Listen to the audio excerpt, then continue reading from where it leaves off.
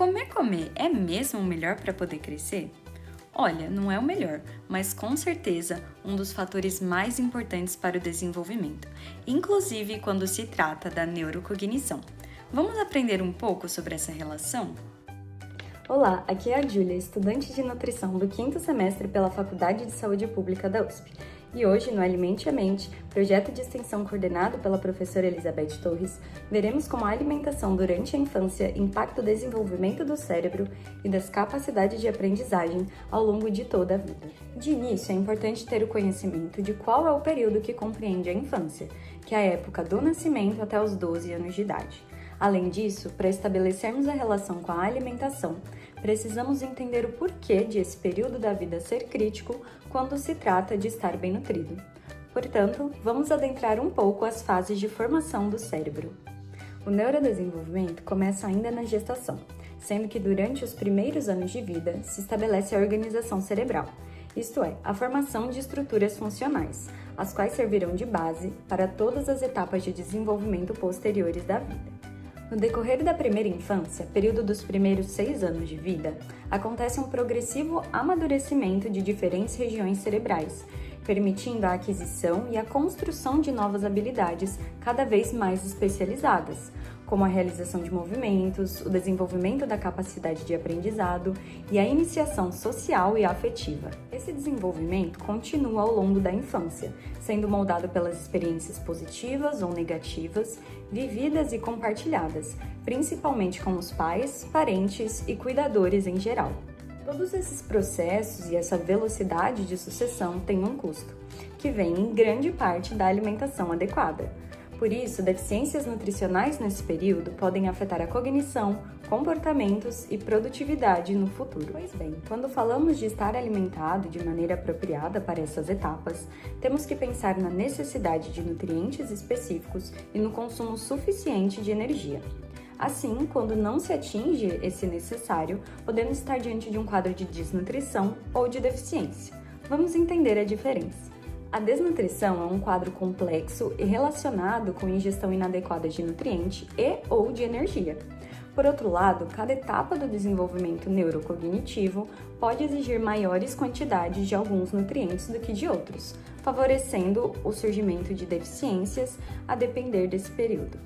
Quando pensamos na desnutrição, o rápido desenvolvimento na infância, além de fatores sociais, culturais e econômicos, impactam na crescente demanda de nutrientes essenciais e de energia. Quando pensamos nos nutrientes específicos, os que apresentam maiores demandas ao longo da infância são ferro, iodo, ácidos graxos, vitaminas do complexo B, zinco e colina. Anote eles, iremos voltar a conversar sobre em alguns momentos mais para frente. Levando em consideração que a desnutrição na infância é um dos fatores mais graves para o estabelecimento de um desenvolvimento não saudável do cérebro e das capacidades cognitivas, emocionais e motoras, é importante sabermos que não é apenas a deficiência isolada que trará consequências ruins no futuro, porque o momento em que ocorre essa deficiência, o grau da deficiência e a possibilidade de recuperação posterior também impactam os desfechos em saúde. Em relação ao tempo em que ocorre a deficiência, ela tende a prejudicar mais o desenvolvimento do cérebro quando acontece em períodos com maior demanda por um nutriente específico. Em relação ao grau da deficiência, as moderadas e graves têm maior chance de comprometer o desenvolvimento cerebral, enquanto as leves podem ser protegidas por reajustes e adaptações do próprio organismo. Nesse ponto, existem dois lados. Crianças com maior gravidade de deficiência nutricional têm maior chance de apresentar prejuízos, mas também de responder positivamente à suplementação. Sobre a recuperação, ela é possível, mas dependendo do caso, especialmente quando os nutrientes são consumidos enquanto o processo de desenvolvimento afetado ainda está acontecendo. Mesmo assim, a reversão pode ser apenas parcial. Algumas consequências dessas deficiências podem apresentar menor impacto, mas nem todas desaparecem completamente. Ok, mas quais são os maiores problemas que existem relacionados a esses quadros de nutrição insuficiente? Vamos olhar a partir de algumas evidências científicas.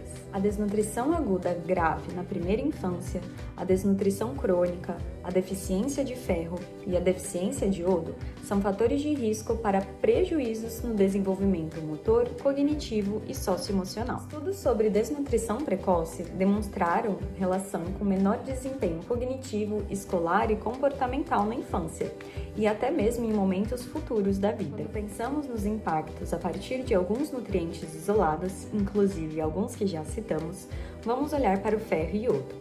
O ferro, sendo deficiente, causa anemia ferropriva, um quadro onde o corpo não consegue levar oxigênio suficiente para todos os órgãos, sendo esse um importante fator de risco para prejuízos cognitivos, motores e socioemocionais a curto e longo prazo também. Quando olhamos para o iodo, a ingestão adequada é essencial para o desenvolvimento cerebral esperado, principalmente na gestação. A deficiência de iodo pode afetar a inteligência e o desenvolvimento neurológico. Até aqui já deu para ver que o assunto é complexo e de grande importância, certo? Mas ainda é preciso tratar da alimentação para além dos nutrientes e da energia. Afinal, o desenvolvimento infantil exige que a criança também seja nutrida por afeto, estímulos e atenção. Sendo assim, o ambiente no qual essa criança está impacta no resultado que a nutrição terá no desenvolvimento neurocognitivo. Um ambiente com poucos estímulos sensoriais e sociais pode prejudicar processos do desenvolvimento quando combinado com privação de nutrientes. Um exemplo disso é como a oferta de alimentos sólidos a partir dos 6 meses da criança é feita. Se for feita de forma responsiva, ou seja, com atenção à reação e ao tempo da criança, pode gerar a capacidade do bebê expressar aceitação, prazer e desconforto, manifestações fundamentais para relações sociais no futuro.